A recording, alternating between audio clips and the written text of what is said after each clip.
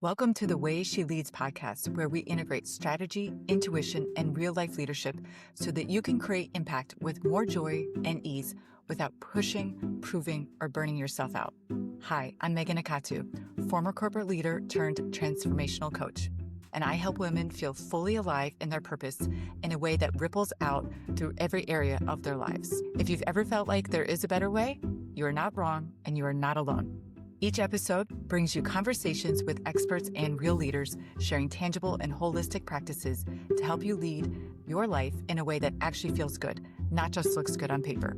Welcome in. Today, we are on the podcast with Eve Kelly, a dear friend and someone who brings a lot of humor, a lot of nuance, and is able to name unnamed things in the room. So, Eve, welcome to the podcast. Thank you for having me. Hi. I'm so happy you're here. To give everyone a better idea of you, can you talk a little bit about you and how you became the Eve of today? Sure. How it came the eve of today. That's big. Well, I was born a poor Black child, and that's where it started. But yeah, I guess the quick and dirty version is I spent a long time after getting a graduate degree in social work, working directly with poor kids who were the first in their families to go to college, and loved that work and loved being the person on the ground to solve problems and accompany them. But got to a point where I wanted to deal with some of the issues that vulnerable populations were facing from an institutional or macro level. And so transitioning from practitioner to helping craft and shape policies that make students' lives easier. Beautiful. Beautiful. Thank you. Yeah. And one of the things that I appreciate most about you, so you work in a place where you see both sides, you see all the dynamics, and then you're really able to navigate through that, through a lot of human connection, through humor, but even just like your overall understanding of the bigger picture. And I've just seen you do it over and over again. And I stand back and I'm in awe of how you can work your way through and then find the best possible outcome without making anyone wrong. And that's a true gift. Well, thanks. I try. Every day, every day. Working in complex environments, Yeah. what are some of the unspoken dynamics that you see over and over again that maybe even largely go unaddressed, but you just see it come up over and over again that people aren't really talking about? Yeah. So there are a couple, that's a complex question. So I'll try to break it down a little bit. I think that the main thing that allows me to navigate complex white spaces is just being born Black. And so there you grow up with an awareness that spaces are not made for you and just have to figure out what spaces are safe, how to communicate, and then finding places where you can retreat and just be yourself. And so I think that's one aspect of it. But the other hidden curriculum aspect of working in complex organizations is something that so within the last 10 years kind of figured out. And so thank you for the compliment because I feel like I'm still kind of learning. And one thing that allowed me, at least in my current role, to figure out the rules is that I was selected for a leadership development program where you move from department to department for 6 months at a time, work on a project, kind of disrupt the culture of the department that you're in. You don't have enough time to kind of figure out how things work. And when you do, then it's time to go. But through that program, I really realized that I had no idea some of the social mores and the rules of connecting and socializing in a wealthy white environment. So I really learned that part of it deep into adulthood and then have tried to use that experience as a way to translate the rules to other people who may not have access to a program like the one I was exposed to. And so if you take some of the learnings from that time, what are some of the things that you try to support other people with as far as how they even navigate new environments? I mean, yeah, it can be as basic as having a navy blazer Oh, and wow.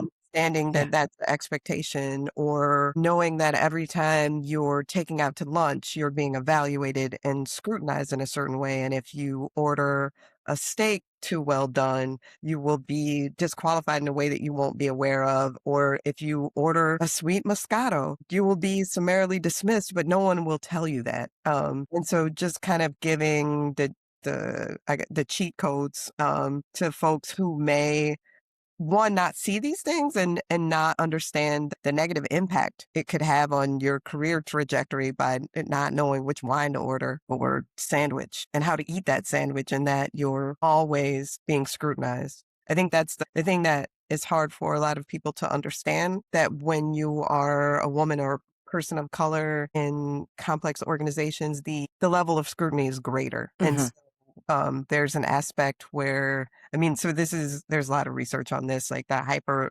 visibility, invisibility. Like there's some spaces that you won't be recognized at all. But in general, moving through an institution like the one I work in, it's almost like there's a big spotlight on you wherever you go. And so things that folks take for granted, you realize that you always have an audience on you. Yes. Yes. Take almost like the same question, and can we even make it even more specific to women? Yeah. What are the typical power dynamics that you see with high achieving women within organizations? Either how they're able to be successful or where they're getting shut down and they don't even realize it. Complex one too. I I think, know it's a big one. yeah, and trying not to generalize, but a lot of time, women who are, and I'm not telling you anything that you don't already know, are successful in environments like this have um, gained success and credibility by imitating men. Hmm. And so kind of abandoning soft Hmm. power, tuition, all of the things that make female leaders effective to be an imitation of a dude in a blue suit. I have seen women kind of challenge that notion, but it's hard because it's really difficult to be taken seriously when you challenge the status quo. Hmm.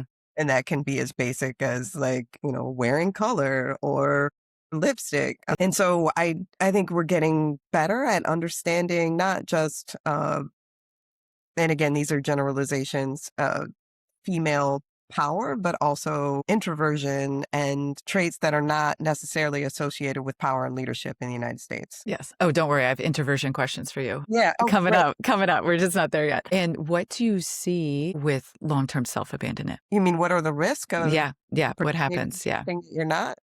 Correct. You lose sight of who you are. You compromise your integrity, but it really can erode at your sense of self and soul.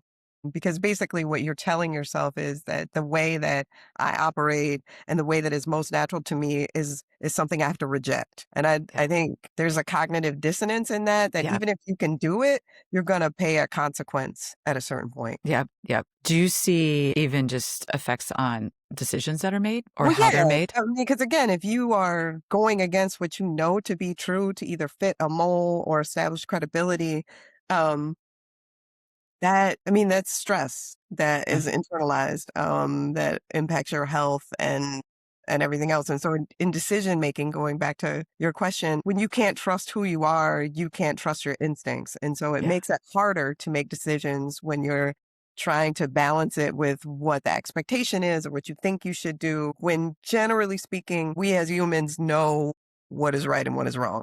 yeah, We yeah. just don't always feel confident to take the risk and to vocalize it or act in a way that in accordance with that truth. Love how you said that. What I said. I think about when we don't feel comfortable making that decision, we're wasting all this time. Yeah. We have stomach issues. It's just like, "Oh, what do I do? What do I do? What do I do?" And go back to what you Hair just said. falls out. Right, hair fall. I've had that happen. I've gone to the Yep. doctor and they're like, "You're just stressed." And I'm like, Yeah. Just relax. "Huh." Right.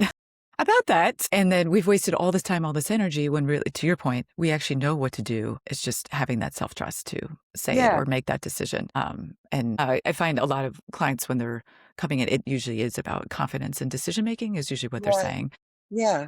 they want support with. And it ultimately usually boils down to self trust, trusting who they are and trusting their instincts, exactly what you said, and trusting Yeah. their decisions around that. And I would also say that part of it is trusting the environment because Hmm. again, we generally know self-doubt is, that's natural. We Right. question ourselves, but I think that it gets more complicated when you know what to do, but you don't necessarily feel that the institution or department will support you in that. Well, that brings me to my next question. So that's perfect. Thank you. Right.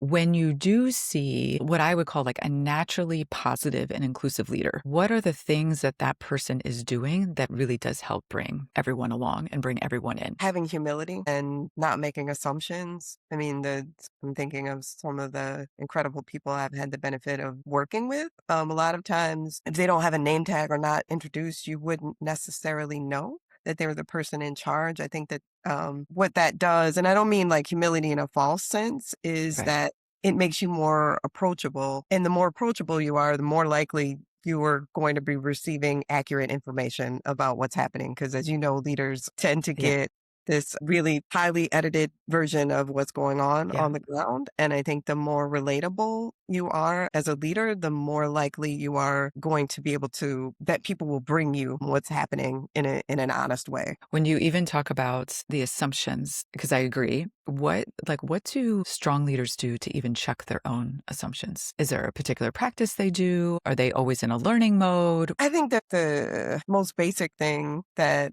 we can do is assume that we don't know everything.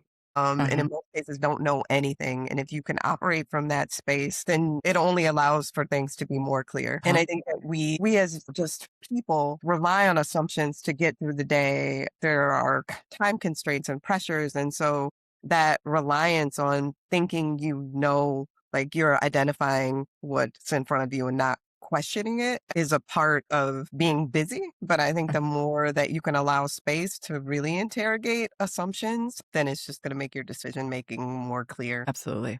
Yeah. Absolutely. I could talk forever about having more white space Yeah.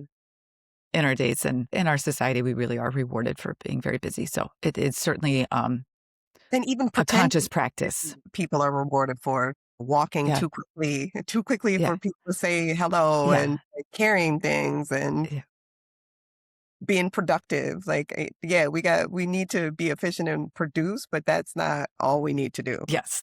Yes. Yes. Especially when we're interacting with humans Yeah. all day long. I can only well assume, as we're talking about assumptions, that you have either personally experienced and or witnessed in your line of work where someone says something and you have the choice of like, do I address this? And if so, how? What have you found as ways to address something without shaming the other person? So it gets your point across. This Yeah. is not okay. What is the fine art? So, this is an interesting question and one that I kind of debate with my son about, who's 21, because I'm very sensitive to not shaming people and have a nuanced way, as you've noticed, of getting to the truth without necessarily causing harm or causing minimal harm. But he has a slightly different take that I think about kind of on a daily basis. And one thing that when we talk about these kind of ethical issues around communication is, mama, sometimes people need to feel shame to Mhm. know what they did was wrong. And so I think it's a balance of having thoughtful, nuanced communication, but also recognizing that there's a line in the sand about some things that just shouldn't be said. Correct. Um, so I'm gonna think of an example that, and again, like for good or for ill, I've gotten a lot of practice because of my positionality and various identities. I'm questioned all the time. So I went to the University of Michigan for undergrad and grad. But during undergrad, it was during the time that the admissions policies were being scrutinized and that Okay. the Supreme Court case was during undergrad. Mhm. So affirmative action was a huge topic and it was just in the public consciousness. And I physically represented that debate. And so I would have classmates saying things like, I remember leaving in history class with a kid who I was friendly with, and he opened the door and I assumed that he was opening it for me. And he was like, no, you grab the door yourself. Yes. No, Oh I'm my not gosh. for you. We let you in. You've gotten enough. So you're going to have to open the door yourself, Oh, which, wow. yeah, you're appalled. But to me, that's like, I hear that kind of shit every day. And so fast forward to like almost 25 years later, working in the job that I have now and having a colleague feel completely comfortable telling me, if you got the right educational pedigree, you're light skinned and attractive. That's why you got this job. So while those things Wow. are inappropriate and harmful, it is the reality of the Mhm. ways that people will diminish your competence or not even see your qualification Right. Right. Yeah, it when, feels like an erasure. Yeah, yeah. So going back to your, and so my response to him was, I think I just laughed Mm. because there are some times where it's just not worth it to try to correct assumptions and behaviors. I think if that hurt me, then I would have responded in a different way. To me, it was more like, I'm gonna check you off on my list of people that I pay attention to. So yeah, I try to be thoughtful and deliberate in my responses, but I think sometimes, to quote Silas, it's okay to shame someone. Yes, I actually love that you brought that up because I agree. I also, when I asked you that question, I was actually thinking like in a group full of leaders, and Okay. especially in like in one-on-one, I do think we can be a lot more direct and be like, I'm leaving this room. I've said my piece. I'm leaving this room, and it's on you if like you Yeah. feel shame about that. I can't Yeah. control that. Yeah. Your feelings. To me, there's a slightly different level of how you address that Yeah. when the person speaking is also in front of all their peers. What is that line of I'm not going to let this go, and I'm not going to, make you wrong, wrong, wrong, wrong, wrong in front of 10 other people. But at the same time, and I can think of And maybe something that's okay, back in, depending on the context. yeah, and I think depending on your level of comfort and security and, how much you worry about being fired, my default is like, you should always speak the truth. Like, if you are in a position to be in the room, to be listened to, you have an obligation. I was at a leadership retreat a couple of years ago, extended leadership, and it was wonderful. And we were in Chicago, and we were in a fancy hotel, and there was food, and we worked on OKRs, key results, for people who don't have to think about such things. And it was a great couple of days, really productive. People bonded, whatever. And at the end, leader likes to call on people, and he was like, wasn't this great? And everybody's like, yeah, it was great. Oh, yay, yay. Hey, Eve, what do you think? And I said, yes, this was great. This is a room full of people. I think the team at that point was around 65 or 70 individuals, Wow, and I was it's the big. only Black person in the room. And Yeah. so what I said is, people had, and I think because I'm used to being the only one in the room, like Mm, that's part of being in these spaces. Over the 2 days, mostly women had taken me aside and like, "Are you okay?" And made me even more conscious of the fact, because they were uncomfortable, mhm, which, is not an issue in mhm. itself, and maybe another question you have. So anyway, when I was called on, I felt like I had an obligation to say, look at this room. Do you think that I'm the only competent Black person in the organization? Because I'm not. So maybe this is an opportunity to think about the fact that we may be overlooking other talent or people Mhm. more talented than me who don't have an opportunity to be in these spaces. That did not go over well. Okay. Yeah. But I don't Yeah. care. Because again, that balance, I wasn't trying to be shaming, but at the same time, it's like, I can't be the only one or can find. Yeah. I can't even Yes. do math. Yeah. There are more Yes. talented Black people than me. Yeah.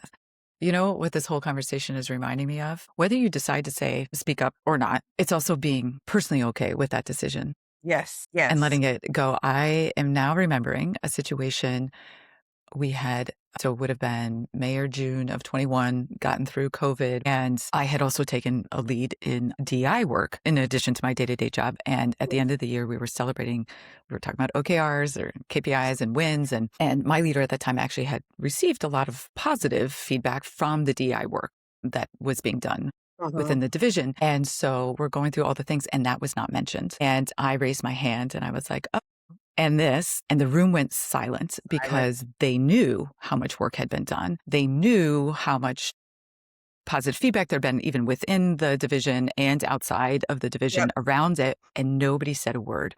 And then similar to what you said, then people come up to me at the break and they're like, so sorry, that was such a miss. The leader never came up to me and I was mad. I Yep. was really mad. And I feel like trust had been broken. But I think about that now and I'm like, I said it because I wanted to say it. And I wish I just let that go. Like I didn't need to be mad. I could just still have said it and then just been like, it's not, whether she comes and says anything to me, I don't need her to come console me for this to have made an impact. And so I think that's Yeah. even part of the calculation of do I say something, do I not? And then be Is like, I'm fine either way. um I'm in and my wholeness either way. Yeah, yeah, and I think that we need to continually remind ourselves of that, because it's we live in such a scarcity mindset society that it's easy to just spiral out and like, if I don't, then this will happen, or like the organization's going to fall apart, or I'm going to lose my job. And yeah, being comfortable and present is, all we can really do sometimes. With that, what do you do to keep your wholeness, to restore yourself? What helps you show up and walk into these nuanced dynamics every single day, being who you are every day? And what helps you keep your humor, keep your lightness, keep your human connection? How do you take good care of yourself? Well, let me try to answer those things in order. I think the biggest thing that keeps me together is having a belief in something larger than myself and seeing any advantages or benefits or type whatever, all of that. The way that I look at it is a means to improving the experience and lives of other people. And so the less I can think about me, the easier it is for me to just focus on what needs to be done Hmm. and use that as a source of grounding. Just generally speaking, like, how do I stay sane? As you know, I do a lot of travel, and there's something about being in motion that allows me to process and feel, and it's important. I mean, at least for me to remove myself from situations periodically, so I can come back and see a little bit more clearly. So that's how I do it. I love that. And even just the newness of the place, the people, the food.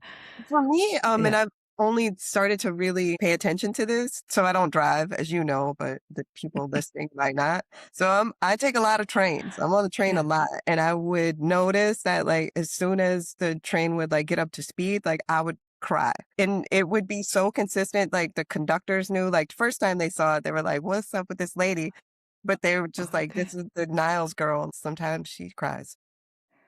So there really is movement, specific movement.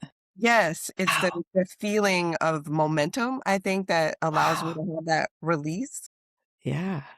Maybe I could figure out another way to Ah, manage.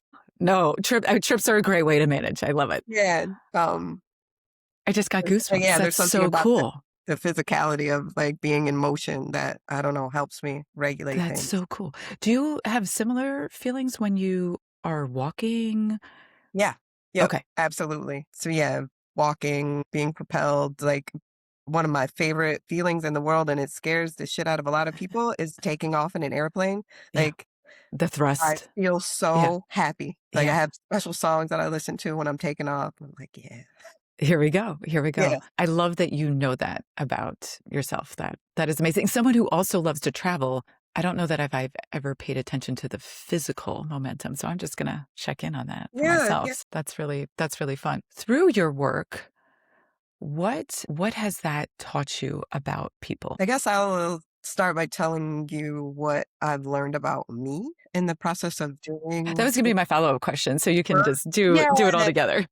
so I have a long title, but basically I'm advancing equity and opportunity across the board for all levels and sectors of the organization using the the concept of the beloved community where there are no outsiders because all are insiders as a way, as an umbrella to understand and frame the work, which is, you can say all those words and they sound good. But when you break it down, what I'm charged with is systematizing and operationalizing love in an organization, which is an incredibly daunting task and one Uh, that requires me to personally interrogate myself every day to make sure that I don't have bullshit in the way that prevents me from being able to do that on an individual level, let alone the collective. mm, And so what I've found, and it made me uncomfortable in the beginning, that I'm much softer and much more accessible than before because I have mm, to be. Like, I cannot stand up in front of people and say, we need to do this if I'm not doing it myself, which has caused a change in me that is for people who've known me a long time. Like, it's very noticeable. Like, my sister was like, when did you get nice? When did you started touching people? I was like, because I'm it's like, I went from like, please don't touch me. Like, Kevin I'm Klein and laughing because Wanda, I'm like, high five, like, hi there, to like letting people have access, because I mean, I think that, like, I offering only at know you since you've heart been softer then. yeah, he was like, "What the hell is going on?" You're shaking hands. People are kissing you. You're letting them. I mean, and it's such a like minor thing, but it really has caused a big change for me. Like I can't make my heart accessible. Like if my physical presence isn't like tied to that. So I do a lot more touching. I receive people's emotions in a much more direct way. So that's what I've learned about myself. What I've learned about other people is basically that everybody wants the same thing. Everybody wants to be seen. Everybody wants to be recognized. Everybody wants to be loved. It's not more Yeah. complicated than that. Everybody Yeah. wants security for their family. Everybody wants education and access and opportunity for their Yeah. children. We are all in search of the same things. So beautifully said. And even when you were talking about systemizing love, there's such a just position on that. We think Yeah. love is this giant esoteric thing and that we can take intentional actions, right? Yeah. To bring it through the whole organization and to quote unquote systematize it. Yeah. All right. So go back to you had said believing in something bigger than yourself. When you are now more open, does that feel authentic to you? Is that something that you've had to grow into? And how do you take care of yourself now that you are, even like your emotions are more accessible to other people? So again, I'll try to offer those in order. Does it feel authentic to me? Yes. So as you know, I turned 50 this year, and one thing I've decided to do in recognition of that milestone is to write letters of gratitude to everyone who loved me into existence. And I recommend it because even Yeah. going through the process of compiling the list is so affirming Yeah. and Yeah. you can, physically feel that. So my first letter was to my preschool teacher. And Yeah. I was a super weird kid, so this is like I would tie back to authenticity that would take over the classroom. Like I would go to SeaWorld and then I would come to school and I'd be like, hey, we're going to be SeaWorld and you're going to be whatever, seals and you're going to be killer whales. And like Mrs. Wright, that's my teacher's name. And thank God she's still alive. Like she went to go to the bathroom or something and came back and the whole room was and doing all these weird things at my direction. And she loved it. She didn't try to rein me in. She told It's my amazing. mom very direct, like, she's special. Yeah.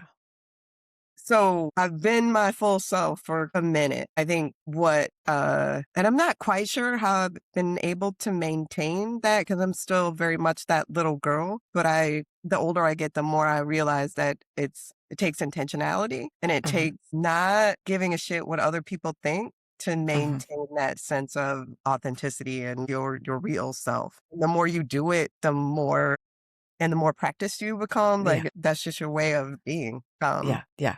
That was a Oh, very long-winded way to answer your it question. was it was perfect. Can I ask you something about Yeah, introversion? yeah, absolutely. Shocking or maybe not shocking, most of my friends are not introverts. So, Yeah, w shocking.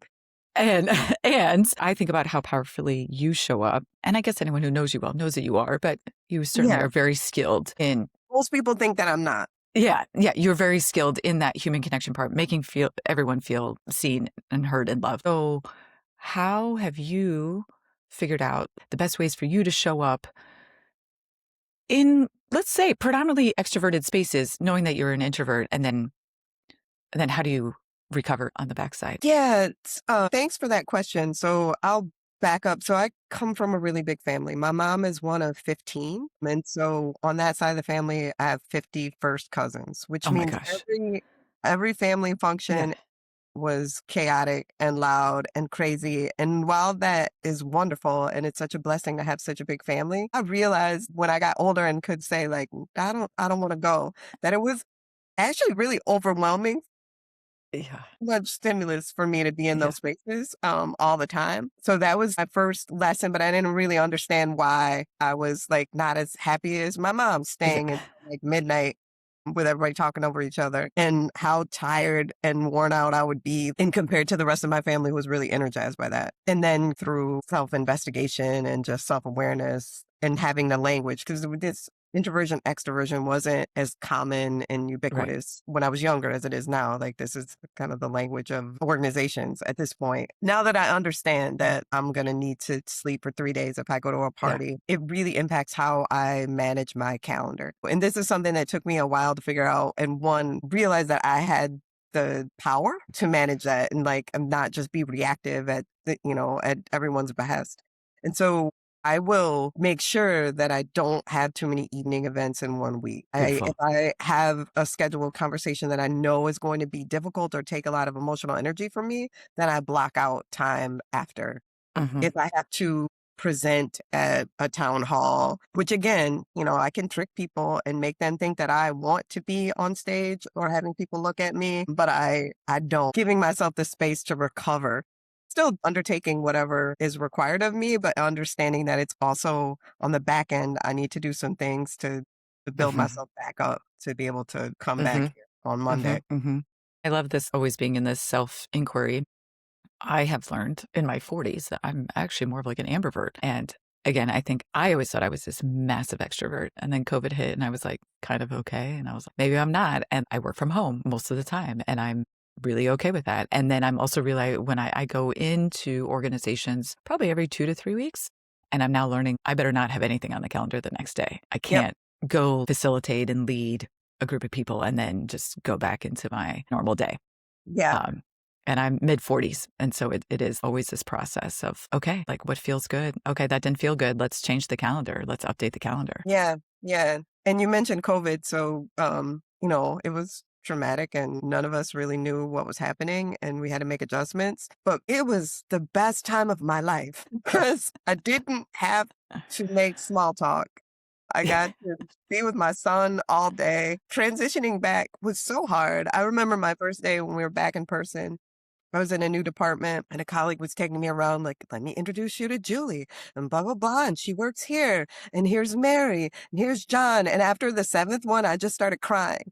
And I said, I cannot meet any more people, please. He's like, okay. I was like, no, I have to do this every day and then be productive. I don't know if this is gonna work. And I'm still not sure, but I'm doing Yeah. the best I can. Amazing all the things that we learned when we were Yeah. forced to be at home.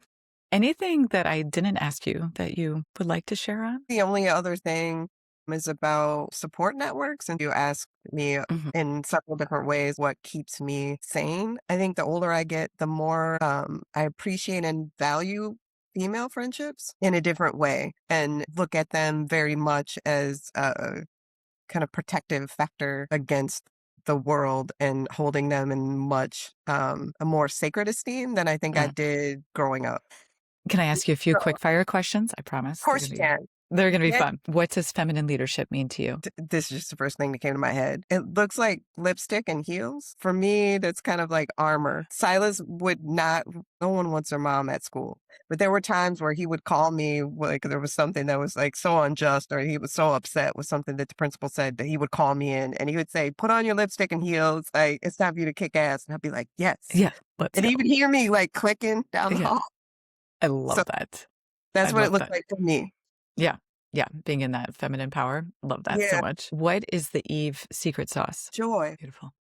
Yeah, And I think intrinsically I always knew this, but the older I get, the more I realize that like happiness, like whatever about happy. We spend so much yeah, time about happy, but it's fleeting. It's something you chase. It's something that you try to create. But joy is something internal that you have an unlimited reservoir for. And it doesn't matter how shitty things are or even how good things are. Like you can always have joy. love that so much. And what are you reading or listening to right now? Too many things. I have the same problem, so Yeah. take your time. Embarrassed. Well, I am doing dissertation research, so I'm reading a lot of Howard Thurman and a lot of bell hooks. Mhm. It's been great because it kind of connects me and reaffirms like the work that I'm doing. So that's what I've been reading as of late. Beautiful. Thank you for your time today. I appreciate you. What do you say when your boss takes credit for the work that you did, or a coworker tries to call you out publicly? Download the exact scripts that you can use, the micro power moves of what to say in the moment. Stay in your own power and communicate clearly. The link is in the show notes below. Thank you so much for listening. I so appreciate your time. If you could please review this podcast and leave comments, I would love to hear from you directly. Have a great day. Bye.